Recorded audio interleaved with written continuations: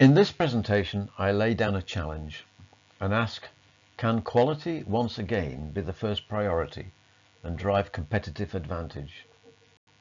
I expand on what quality first means, both as a principle and in the context of the factors that influence competitive advantage at organizational and national levels by providing examples from industry.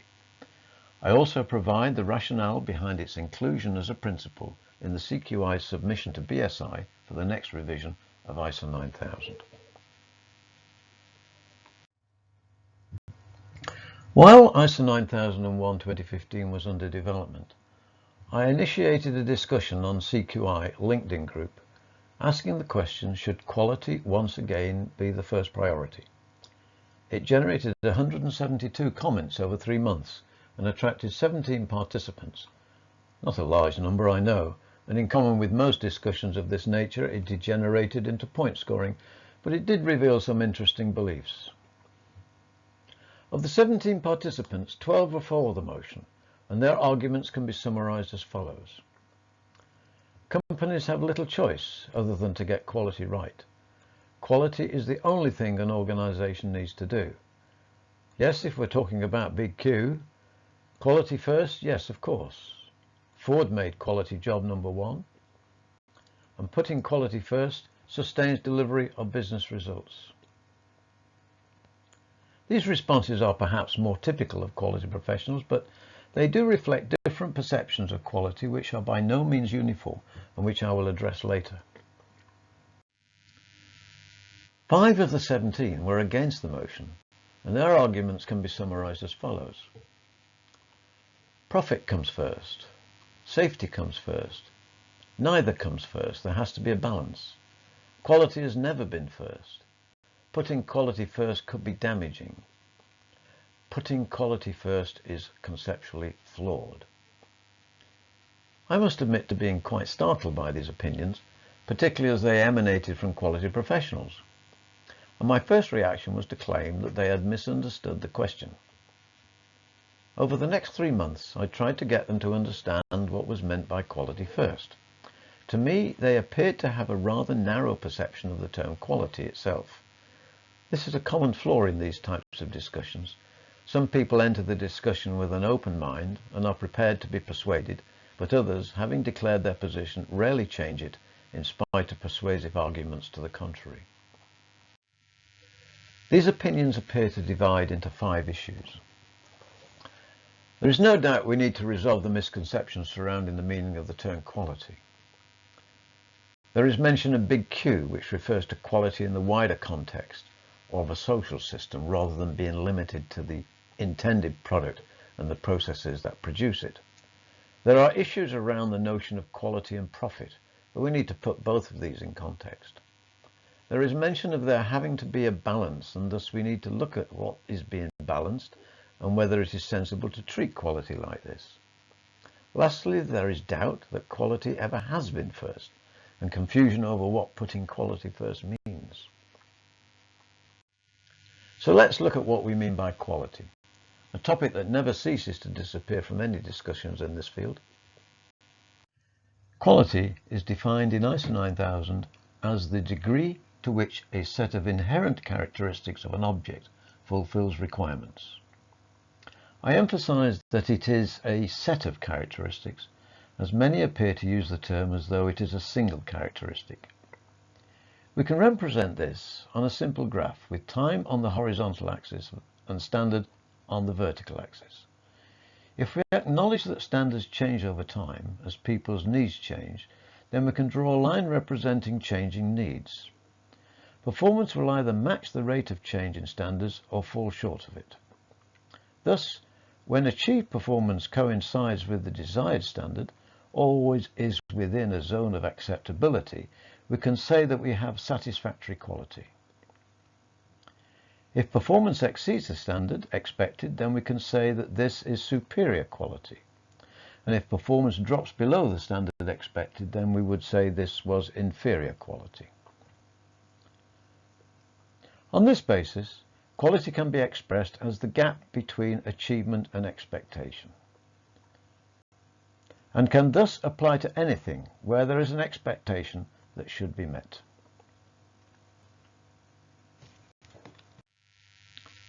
There is also the misuse of words. There are many examples of these, but I will take one simple example to illustrate the point. We often use the word quality when we should use the word standard. For example, this is a good rate for a hotel of this quality, when what we actually mean is, this is a good rate for a hotel of this standard.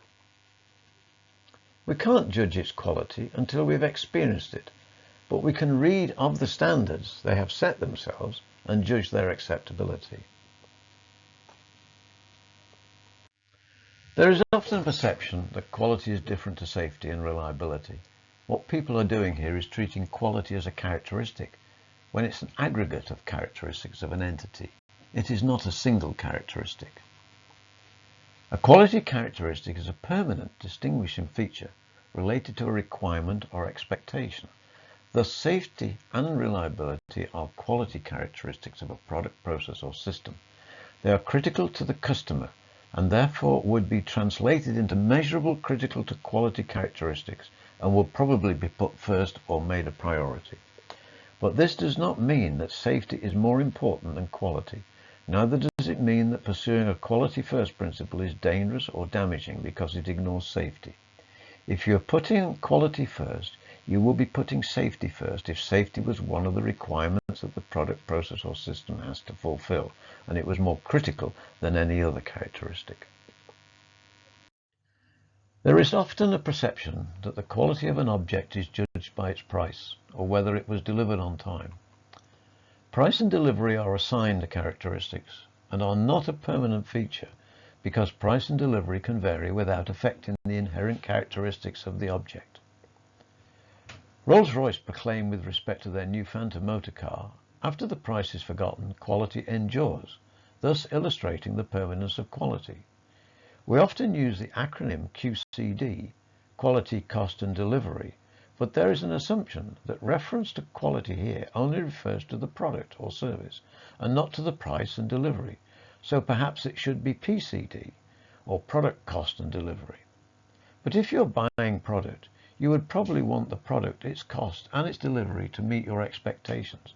In other words, you would want product quality, price quality and delivery quality, implying QCD is a misnomer. The first point I want to make is that putting quality first is not about putting conformity above design or product above process or one characteristic above another. It's about fulfilling expectations. The next issue I want to address is the concept of Big Q, or the systems approach. Imagine you are running a factory making fizzy drinks.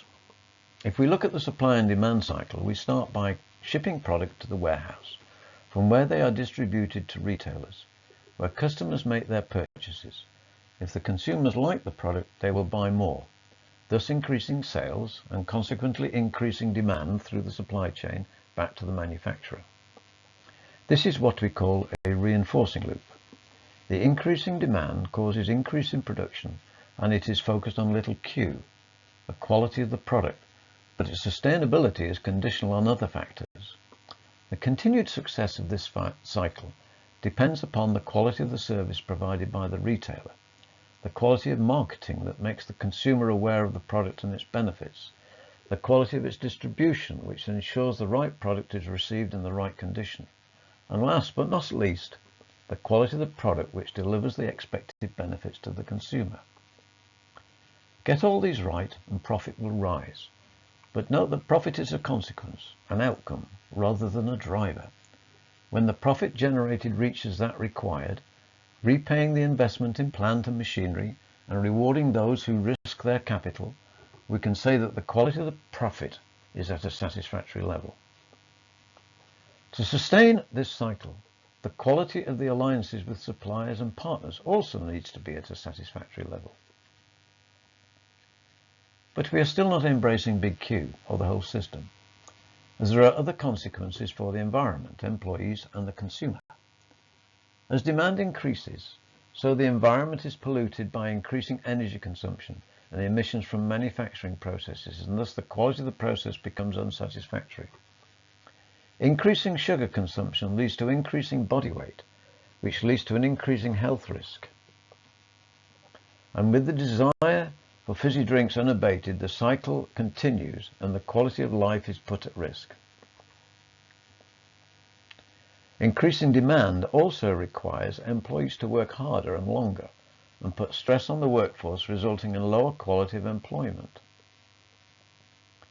We are now looking at Big Q, the whole system, but it depends upon where we place the system boundary. Were we to consider the factory as if it were a system, we put the boundary here. Were we to consider the chain of supply and demand as if it were a system, we put the boundary here. Were we to consider the environment in which the intended and unintended interactions between the factory, its supply and demand chain, and society operate, we'd put the boundary here.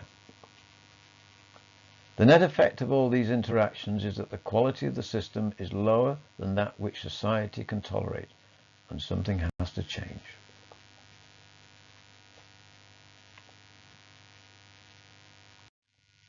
Although every business has a right to seize opportunities to make money, providing it's legal, they should not forget that with rights come responsibilities. No business should knowingly put life, property, or the environment at risk. But until there is irrefutable evidence of the damage that they are doing to society, many businesses are not compelled to act in society's best interests. For instance, the food industry blame the consumers for the obesity crisis, and it is only the threat of regulation that will eventually make them change their ways, as it will impact on their profits. In order to explore the relationship between quality and competitive advantage, we need to understand the terms being used. We've already addressed the term quality, so now let's look at the term competitive advantage.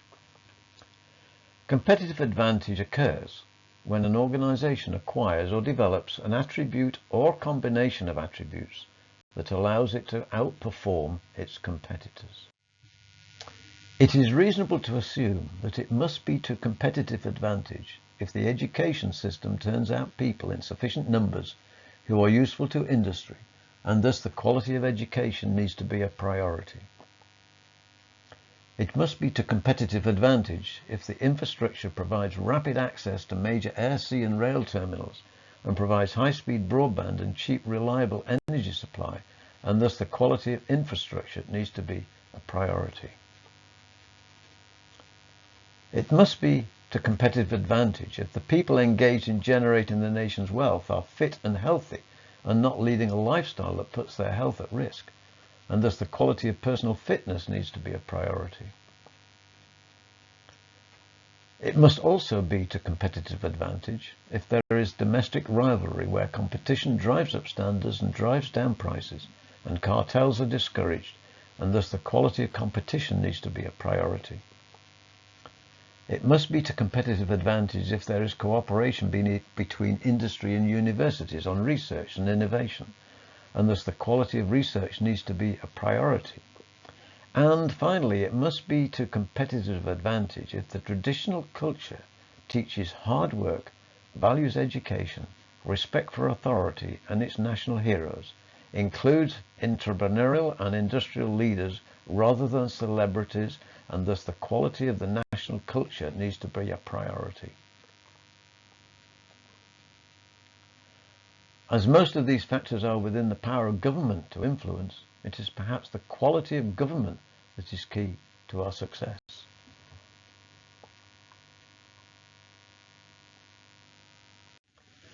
A common error when talking about quality is to omit the subject.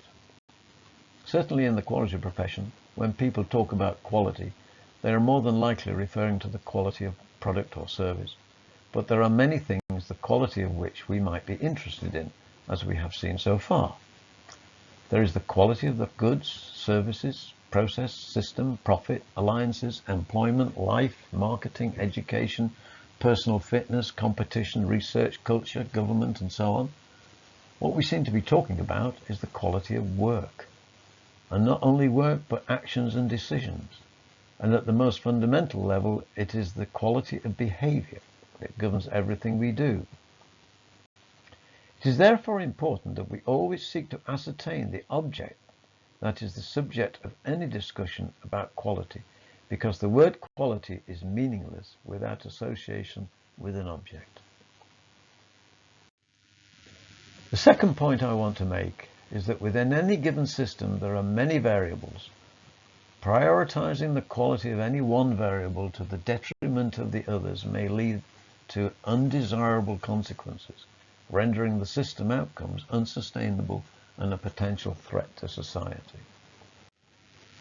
As a corollary of this is my third point, that satisfying customers in the short term is not profitable in the long term if you are selling them product that will ultimately do them harm. Now we turn to the relationship between quality and profit, for it appears that profit is perceived as the master rather than the servant of industry. Imagine you are a poultry farmer and you want to sell more eggs, your motive being that you want to make money. If you perceive the process output is money and you focus on that, you'll make money all right, but not for long, and the business will be unsustainable. You won't get more eggs out of the hens by shouting at them, and you would quickly run out of eggs and your hens would die.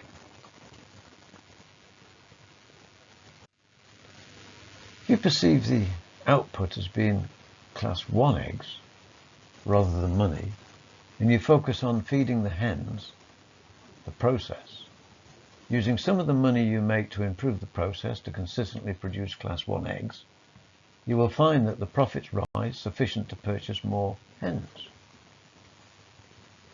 and thus grow the business. Therefore, focusing on the process and not the profit is a more sustainable strategy. Profit comes from creating and adding value. It is the result of what you do, not the reason for doing it. It's needed to cover the risks. That is, the work for which you don't get paid, the overheads, and the work that didn't add value, mistakes, failed projects, tenders, etc., and to invest in the future. To get, you must first give. This is from the principle that you sow in order to reap. Therefore, you don't get profit from doing nothing. In other words, your ability to make profit depends upon your capacity to create value. Starve that capacity and you don't survive. Unfortunately, we've allowed our financial system to become the master, not servant of industry, thereby starving production of the funds needed to create value that would deliver profit and taxes. It's equivalent to cutting off our air supply. Michael Porter, a leading authority on company strategy and the competitiveness of nations at Harvard Business School, dismisses interest rates, exchange rates, labour rates, etc. as barriers to competitive advantage, because countries in which these rates are high have shown they are able to compete in world markets, Germany, Sweden and Switzerland being a few examples. Porter argues that the only meaningful concept of competitive advantage at the national level is productivity. He wrote that productivity depends on both the quality and features of products, which determine the prices that they command, and the efficiency with which they are produced. Porter appears to use the word quality here in the limited sense of freedom from defects, rather than the broader concept of a degree of excellence. This is a common error, but suits our purpose here that he introduces the concept of product features.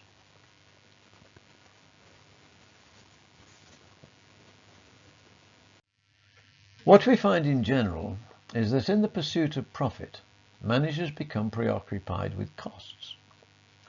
The cost of producing product features that fulfill customers' needs, plus the cost of waste, plus the profit requirement needs to be less than competitors are charging for similar products.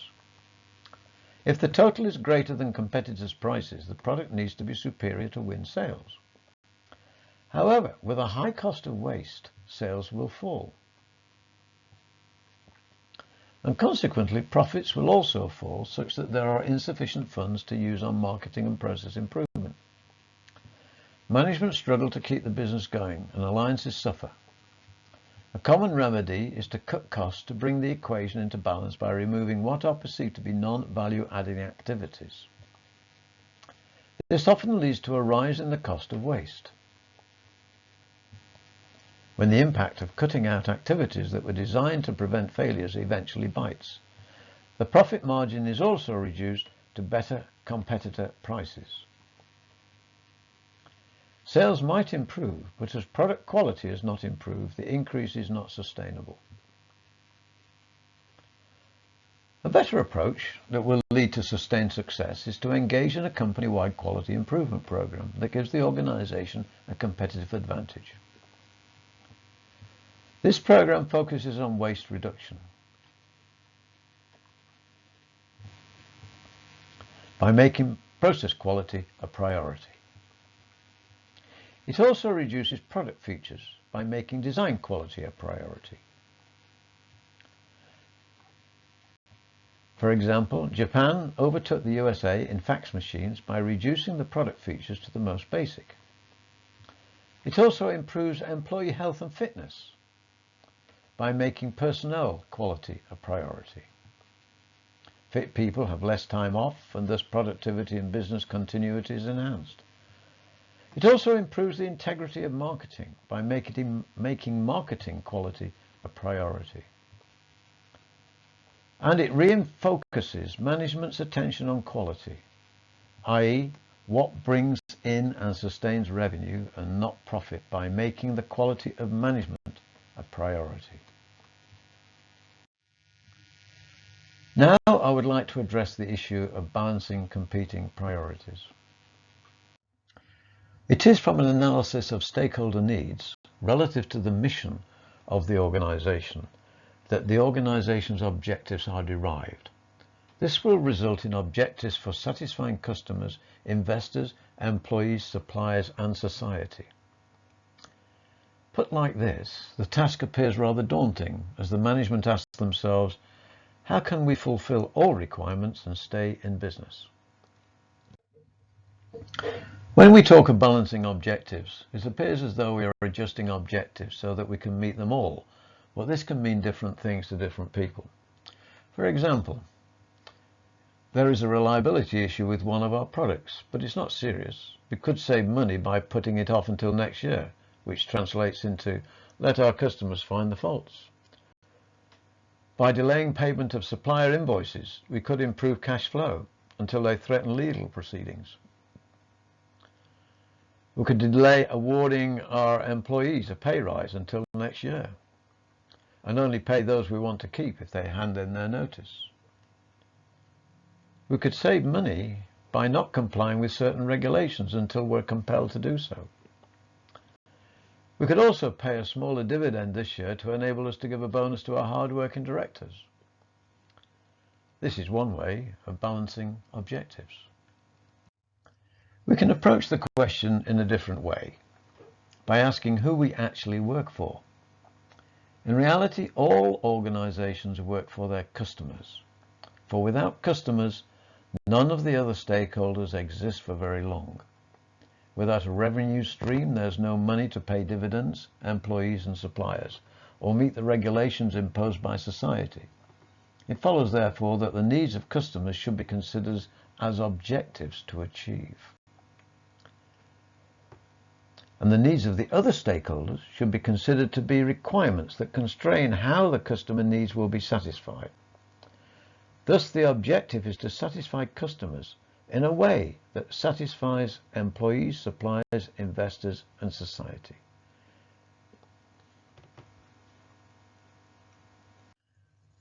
It is therefore not sufficient to translate customer needs into objectives, because fulfilling them without consideration for the needs of other stakeholders can be counterproductive. Objectives need to be measurable. Therefore, what we need are success measures, and we derive these from the needs of the other stakeholders. An example of a customer objective that is stakeholder focused might be to design, produce and market a range of new products that meet defined customers' needs by December 2016 in a way that captures 30% of the market. This serves to meet the needs of suppliers and investors, that delivers a 7% profit, This serves to meet the needs of investors and employees. That consumes 25% fewer resources than the product it replaces. This serves to meet the needs of society and investors. That is free of defects and occupational injuries and illnesses from the start. This serves to meet the needs of employees. That reduces emissions to atmosphere by 30%. This serves to meet the needs of society. And finally, that creates employment in the local community, and this also serves to meet the needs of society. The fourth point I want to make is that putting quality first is not about putting anything second. It's about knowing which is the objective and which the constraint, and achieving the objective in a way that satisfies the constraints. I would now like to answer the challenge that quality has never been first and explain in more detail what it means in practice.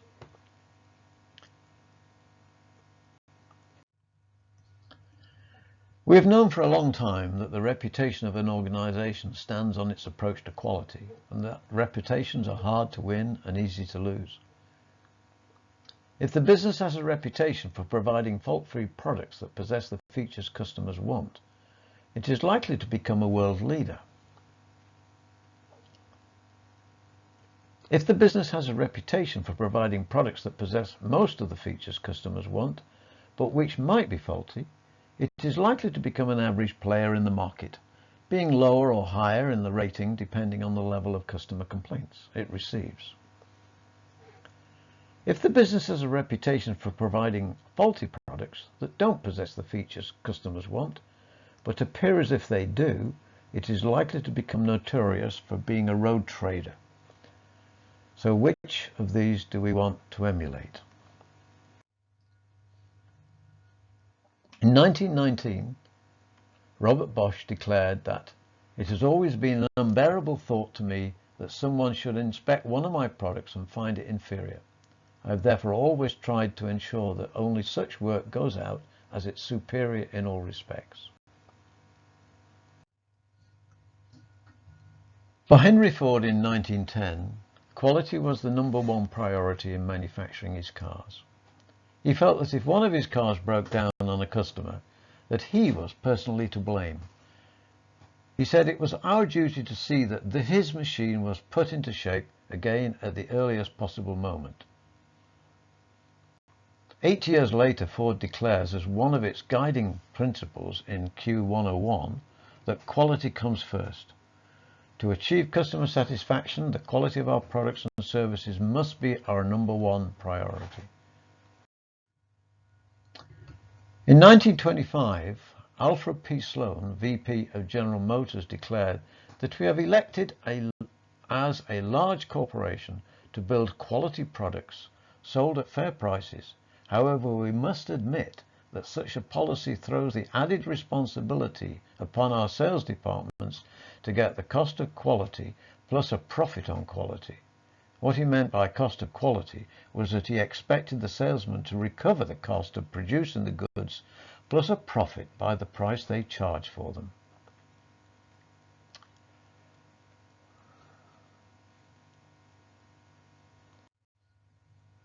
Another example from the USA is from Newport News Shipbuilding, builders of the Liberty ships in World War II and many other big ships.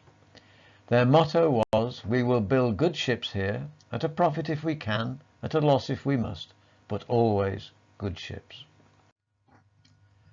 In the UK, Bill Hayden, VP of Manufacturing, Ford Europe, in 1984, postponed the launch of the twin overhead cam engine by 2 years because the quality wasn't up to Japanese quality levels of 5 defects per 100 engines. This meant they would never make a profit on that engine, but the product brand would survive for another campaign. In Japan in 1981, Karuo Ishikawa wrote in his book on total quality control that the pursuit of short-term profit loses competitiveness and ultimately long-term profit, whereas putting quality first increases profits in the long run. And shortly afterwards, Masaki Imai, famous for his book on Kaizen, wrote that if you take care of quality, the profits will take care of themselves. These quotes from history are why I chose to subtitle this presentation, "Can Quality Once Again Be the First Priority and Drive Competitive Advantage?" Because clearly there were periods when quality was the first priority. More recently, in a dialogue with a Japanese colleague of mine who lives in Japan, he told me that in Japan, quality first is an attitude of mind. It is a fundamental management concept and is not a big issue because it is acknowledged by all people at all levels of a company. I trawled the internet for examples of companies that claim to put quality first, and these are some that I found. There's Apple, people who designed the iPad and the iPhone. Apple design chief says that our goal isn't to make money, it's to make great products. Putting the quality first in the boardroom, that's the King's Fund. The BBC Trust, putting quality first. Toshiba Computer Systems, putting quality first. Lafarge Aggregates, putting quality first. Sony Televisions, putting quality first. Toyota, the Aris Hybrid production, quality first and foremost. Canon, a policy of putting quality first. Evidence from the past and the present indicates that quality has not only been put first, but continues to be put first in several organizations today. Whether the reality matches the intent, I don't know. Only the stakeholder will know. But making finance the master and not the servant of production does not help. The view expressed in the LinkedIn discussion that I referred to at the beginning of this presentation was that we can't make quality first a requirement. And in that I would agree, because quality first is a principle. It's a guide to action, not a rule, requirement or objective. It may not be useful under all conditions, but violation of any principle results in consequences, and it's no different for the quality first principle. It therefore follows that when quality is made the first priority in all actions and decisions, the long-term needs and expectations of all stakeholders are assured. Ignore this principle and you may be endangering life, endangering the environment, endangering the jobs of your colleagues, and jeopardizing the long-term profits of the company. We have a choice. Do we compromise the quality of our work to meet delivery targets or to save time and money and thus increase short-term profits? Or do we make the quality of our work the first priority, then fathom out how we can satisfy the constraints imposed by the other stakeholders? Let's now look at some practical examples where you might have a choice as to whether to put quality first or delivery first. You are put under pressure to deliver a product to a customer, knowing that all the product requirements have not been fulfilled. What do? You run out of the approved material and can't get a delivery in time to honor your commitment to your customer, but you do have an untested alternative. What do? Here are some examples where you might have a choice as to whether you put quality first or cost first. You are notified about a batch of defective product, relatively low value, and decide to scrap the lot. Then you are notified of another batch, and then another batch. The value now rose into thousands. What do? You find that a subordinate manager is rewarding production teams for record runs related to volume, waste, and delay. And during the run, quality, including safety, is not considered. What do?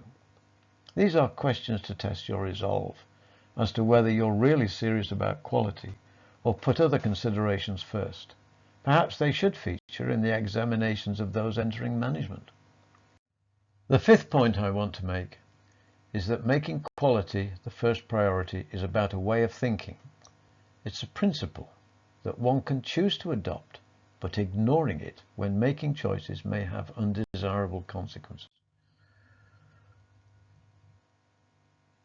So let us summarize the points we've made. Quality first is about fulfilling expectations for the work you are doing. Prioritizing the quality of any one variable leads to undesirable consequences. Satisfying customers in the short term is not profitable in the long term if you are selling them product that will ultimately do them harm. Quality first is about knowing which is the objective and which the constraints, and achieving the objective in a way that satisfies the constraints. Not putting quality first is knowingly producing work that is substandard and charging the same price as if it were work of an acceptable standard. Making quality the first priority is about a way of thinking, and getting everyone to think this way creates a competitive advantage. Some food for thought before I leave this topic. I've been talking about quality, not ISO 9001, but there is an implication that if an organization is certificated to ISO 9001, wouldn't it be putting quality first? So shouldn't it be one of the quality management principles? Well, if you look at ISO 9000, you'll find it's implicit in the customer focus principle. Should you have any questions, please submit them to me by email at the address given here. Thank you.